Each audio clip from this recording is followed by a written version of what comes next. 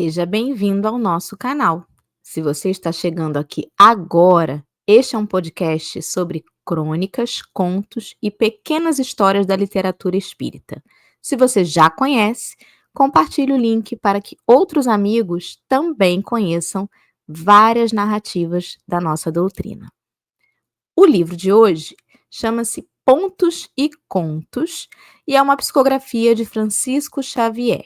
No capítulo 16, narrado por Irmão X, leremos A Besta do Rei.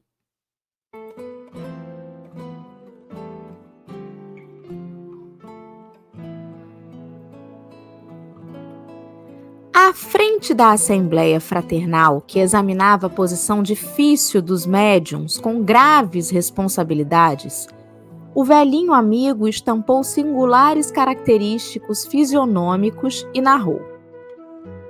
Vejam bem, sem qualquer propósito de plagiar o nosso prestimoso Esopo, já ouvi contar a história de uma besta de carga que pode ilustrar os nossos comentários de modo significativo. Certo rei da Mesopotâmia, eita palavra difícil, necessitava transportar enorme tesouro de uma cidade para outra, a benefício dos próprios súditos. Vastíssima zona do reino precisava renovar os sistemas de trabalho e melhorar os processos evolutivos. Entretanto, para esse fim, não dispensava recursos substanciais. Vocês sabem que na Terra, toda prosperidade requisita apoio físico, tanto quanto a luz de uma candeia reclama o combustível. Ora, naquele tempo, os homens não tinham as facilidades de transporte. Os filósofos ensinavam a verdade e os poetas já sublimavam a poesia. Contudo, a inteligência do mundo estava muito longe da locomotiva e do avião. O soberano, assim, atado às injunções da época, determinou que fosse procurada uma besta elogiável para o serviço. Depois de várias pesquisas, surgiu o animal nas condições desejadas. O muar escolhido podia conservar as manhas inerentes à espécie, mas deveria ser calmo, zurrar apenas em horas de perigo e corcovear o menos possível. A jornada seria laboriosa.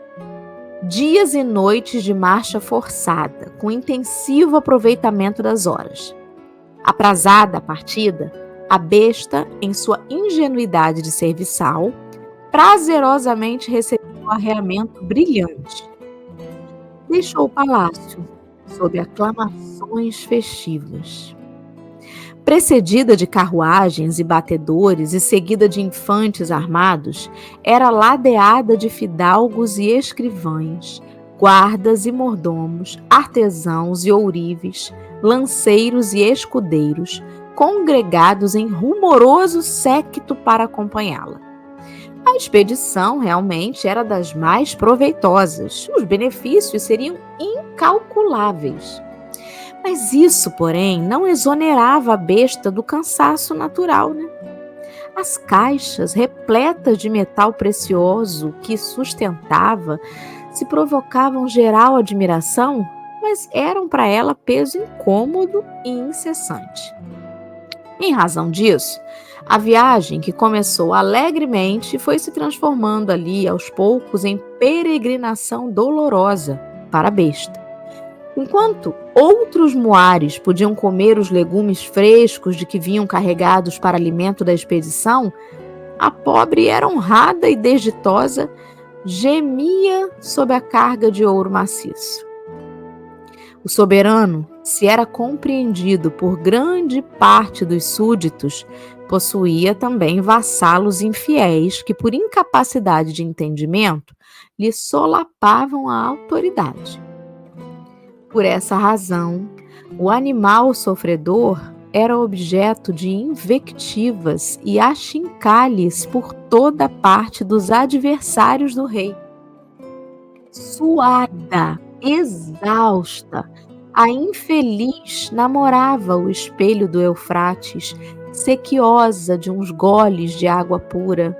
Todavia, era obrigada a ver, com absoluta impossibilidade de satisfazer a sede que a torturava, seus irmãos de rebanho a se refestelarem rio adentro. De quando em quando, tangida pelas necessidades naturais, dirigia as margens do caminho para lamber alguma gota de água barrenta, ou tosar algum broto de capim verde. No entanto, não conseguia grande coisa. A comissão encarregada do tesouro chibatava para que tornasse ao meio-fio. Azeméis desapiedados feriam-na com aguilhões toda vez que tentava cheirar outro animal, de modo a sentir-se menos sozinha, porque no fundo era uma besta como as outras. Nas aldeias por onde passava, cheia de feridas e desapontamentos, súditos reconhecidos traziam-lhe forragem especial e preciosa, que a infortunada não conseguia tragar, saudosa da natureza livre. Senhoras leais ao soberano enfeitavam-na com adornos simbólicos. Cavalheiros respeitáveis, amigos incondicionais do monarca, exaltavam as virtudes do solípede, pronunciando extensos discursos junto de suas orelhas trêmulas.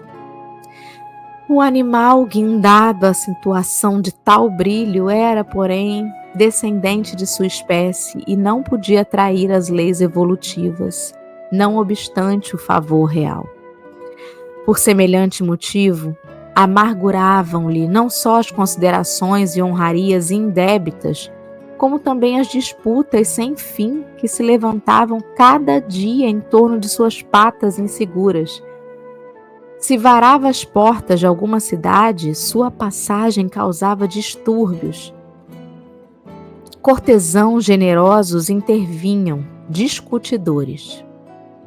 Exigiam alguns que a besta tomasse a direção norte, outros solicitavam a direção sul. Matronas entusiastas pediam graças especiais para o animal e reclamavam modificações. Populares exaltados abeiravam-se das caixas preciosas, buscando contemplar à força as barras de ouro puro. Vítima da curiosidade e do atrevimento, a besta era compelida a tornar e vir e ir, tolerando pontapés e golpes incessantes.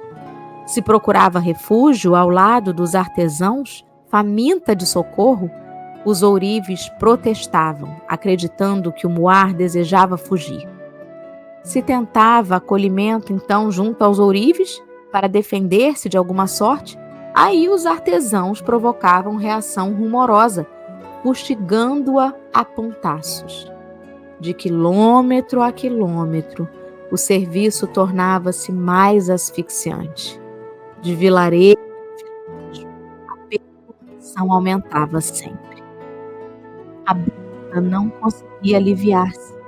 Devia transportar o tesouro e não podia comer, repousar ou banhar-se. O narrador, inteligente e bondoso, sorriu, fez longa pausa e concluiu. O serviço foi realizado. Fim da jornada de sacrifício, a besta foi desarreada. A riqueza beneficiou a todos. Houve alegria geral no espírito coletivo. Mais possibilidades de trabalho, mais ânimo entre o povo. A besta, contudo, não era o mesmo animal do início. Trazia o corpo coberto de chagas sanguinolentas. Não sabia trotear quanto os outros homens. A forragem rica ou o capim verde não mais a interessava. Ignorava o caminho da estrebaria. Afligia-se e assustava-se tanto na cavalariça como na pastagem refrescante. Horneava a esmo ou corria de um lado para o outro sem que ninguém a entendesse.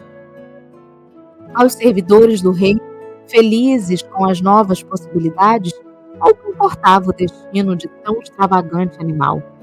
Alguns companheiros da expedição, mais caridosos e práticos, julgaram que o Muar houvesse enlouquecido e resolveram uma solução única: enviá-lo ao matador. Antes, porém, o soberano, que era piedoso e justo, mandou buscá-lo para as cocheiras de sua casa.